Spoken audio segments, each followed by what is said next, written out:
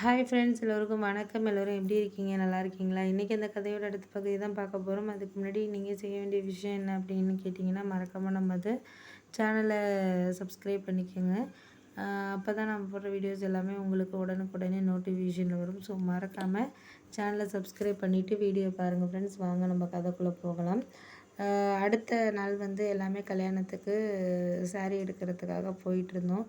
அப்போ போயிட்டுருக்கப்ப தான் எனக்கு என்ன தோணுச்சுன்னா, ஓரளவு நம்மளுக்கு சாரீ எடுத்து கொடுத்தாலும், ஏன்னா தங்கச்சி கல்யாணத்துக்காக போகிறோன்னா அக்காவுக்கு கொஞ்சம் காசு கூட தான் எடுப்பாங்க. ஏன்னா அம்மா இப்போ அவங்களே கடன் வாங்கி தான் பண்ணிக்கிட்டு இருக்காங்க. அப்படிங்கிறதுனால எங்கள் மாமாலாம் ஏதாச்சும் காசு கூட எடுக்கணும் அப்படி இப்படின்னு சொல்லிக்கிட்டு இருப்பார். அதனால் நான் முன்னாடியே அவர்கிட்ட சொல்லிவிட்டேன், நீங்கள் எதுவும் புடவை எடுக்கிற விஷயத்துலலாம் இதுலலாம் பேசாதீங்க. ஏன்னா அம்மா நிலத்த விற்று இப்போ கல்யாணம் பண்ணி கொடுக்குது அப்படிங்கிறப்போ அதோட கஷ்டங்கிறது அதுக்கு தெரியும்.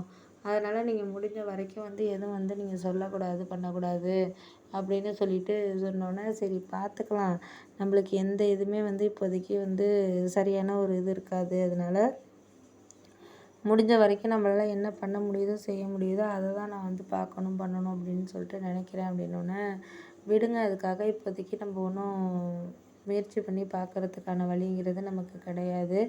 அதுக்கான இதுலேயும் நம்ம இருந்துட்டு எதையும் இது பண்ண முடியாத மாதிரியான ஒரு இதில் தான் நம்ம இருக்கணும். அப்படின்னோடனே நான் அதுக்கப்புறம் ஒன்றும் நான் சொல்லலை. இதுக்கான ஒரு டைமிங்கே நம்ம இதை தான் நம்ம இது பண்ணி பார்க்கணுமே தவிர, அதுக்கு அடுத்தடுத்தது என்ன நடக்குதோ அதற்காக நம்ம எதை செலவு பண்ணணுமோ அதை தான் நம்ம முயற்சியை மட்டும்தான் கைவிடாமல் இருக்கணும் அப்படிங்கிற மாதிரி நான் முடிவு பண்ணிட்டேன். அதுக்காக நம்ம என்ன பண்ணணுமோ அதை தான் நம்ம செய்யணும். இதுக்கப்புறம் நீங்கள் எந்த விஷயத்துலையும் இது பண்ணிகிட்டு இருக்கக்கூடாதுங்க அப்படிங்கிற மாதிரி நான் சொல்லிட்டேன். அடுத்த ஒரு 2-3 நாளைக்கு அப்புறம் எல்லாம் சாரியெல்லாம் எடுத்துகிட்டு எல்லாம் தைக்க கொடுத்துட்ருக்கப்ப என் வீட்டுக்காரர் கேட்டார், என்னை எதுவுமே கேட்கக்கூடாதுன்னீங்க, என்ன எவ்வளோத்துக்கு புடவை எடுத்தேன் என்னன்னு இப்போனாச்சும் கேட்கலாமா அப்படின்னு கேட்டோன்னே, இப்போ கேட்கலாங்க, நம்ம 2 பேரும் இருக்கிறப்போ நம்ம அதை பேசிக்கிறதுங்கிறது வேறங்க.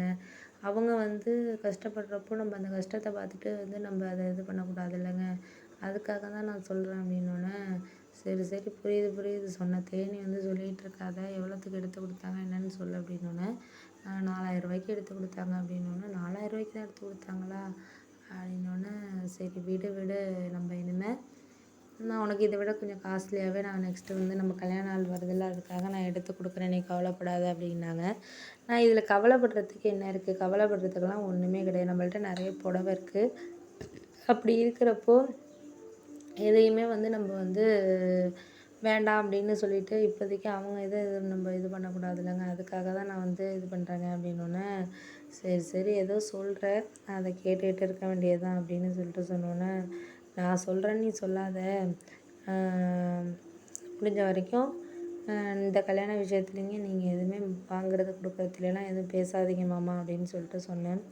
அதுக்கு ஏன் இதை முன்னாடிலேருந்து இந்த விஷயத்த இதையே சொல்லிக்கிட்டேன் அப்படி இருக்குன்னா, அது மாதிரி ஒரு விஷயம் நடந்திருக்கு, அதனால நான் சொல்கிறேன் அப்படின்னோடனே, என்ன விஷயம் இது, எந்த விஷயம் நடந்திருக்கு அப்படின்னோடனே, ஆமாங்க இந்த ஒரு விஷயம் நடந்திருக்கு அப்படின்னோடனே, என்ன விஷயம் என்னன்னு சொல்ல மாட்டேங்கிற அப்படின்னோடனே, போன வாரம் சித்தி வந்தப்போ அம்மா நான் ரூமில் நிற்கிறது தெரியாமல் சொல்லிக்கிட்டு இருந்தாங்க. என்னோட பெரிய மாப்பிள்ளை தான் என்ன சொல்கிறாரு என்னன்னு தெரியலை, அவர் டக்குன்னு கேட்டுருவார் பண்ணிடுவார், அவர் ஏதாச்சும் ஒரு விஷயத்த கேட்டாருன்னா நமக்கு மனசு கஷ்டமாக இருக்கும், அதான் நான் பார்க்குறேன் அப்படிங்கிற மாதிரி சொன்னோன்னே, சரி, அப்போ தான் நான் நினச்சேன், அப்போ நம்மள தான் எல்லாத்தையும் இது பண்ணுற மாதிரி அவங்க நினச்சிக்கிட்டு இது பண்ணிக்கிட்டு இருக்காங்க போல இருக்குது அப்படின்னோடனே, ஆமாம் ஆமாம், அதை தான் நினச்சி இது பண்ணிக்கிட்டு இருக்காங்க எல்லாருமே, நம்ம என்னமோ காசு கூட உள்ளதை எடுக்கிறது மாதிரியும் மற்றவங்க இது பண்ணுற மாதிரி அவங்க நினச்சிட்டு பண்ணிக்கிட்டு இருக்காங்க அப்படின்னோடனே, சரி விடு, அதெல்லாம் நம்ம எதுவும் சொல்கிறதுக்கான இதுங்கிறது கிடையாது. நமக்கு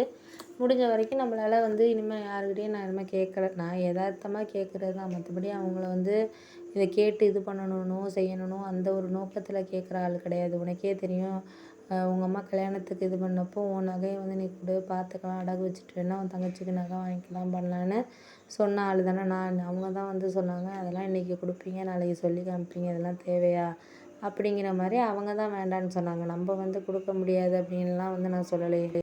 அதனால தான் இது பண்ணேன், சரி விடு, இனிமேல் சொல்லிட்டாங்களே, நம்மளும் அதுக்கேற்ற மாதிரி நம்ம இதாக நடந்துக்க வேண்டியது தான் அப்படின்னோடனே, சரி விடுங்க, உங்கள் மனசை அவங்க புரிஞ்சுக்காதவங்கள பற்றி எதுக்கு நீங்கள் தேவையில்லாமல் கவலைப்படுறீங்க, விட்டுட்டு வேலையை பாருங்கள் அப்படின்னு சொல்லிட்டு சொன்னோன்னே பார்த்துக்கலாம் பார்த்துக்கலாம் ஒன்றும் நீ இது பண்ணிகிட்டு இருக்க வேண்டியதில்லை, பார்ப்போம் முடிஞ்ச வரைக்கும் நம்மளால் என்ன பண்ண முடியுதோ சில விஷயங்களை வந்து நம்ம உணர்வுபூர்வமாக மாற்றினா மட்டும்தான் வந்து சரியாக இருக்கும் அப்படின்னு நான் யோசிக்கிறேன்.